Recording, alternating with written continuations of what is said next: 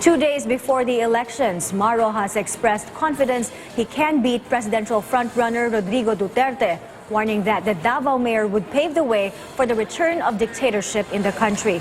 In a press conference this afternoon, Roxas urged his supporters to go out and campaign, saying that the Ang Matuwid programs are focused on, quote, your children's security, health, and prosperity. He says he has a better track record compared to Duterte. Mayor Duterte, diktadurya, iisang pananaw lang, mabigat na kamay, at maruming kamay rin. May mga itinatagong bank account, hindi pa nga nakaupo, hindi na may paliwanag yung kayamanan na nasa mga bank accounts niya. Tayo po, malinaw na malinaw din. Walang mantsa, walang bahid ng kahit anong korupsyon.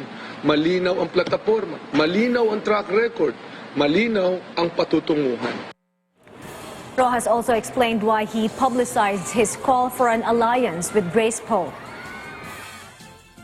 Yung aking sinseridad ay nakikita dahil ginawa ko nga ito sa public, sa pamamagitan ng media.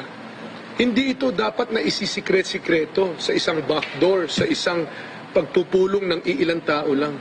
Napakamahalaga nitong pag-uusap na ito at importante na alam ng buong sambayanan kung ano ang mga kilos ng kanilang mga leaders. Roxas says the momentum is on his side and he's optimistic the tide of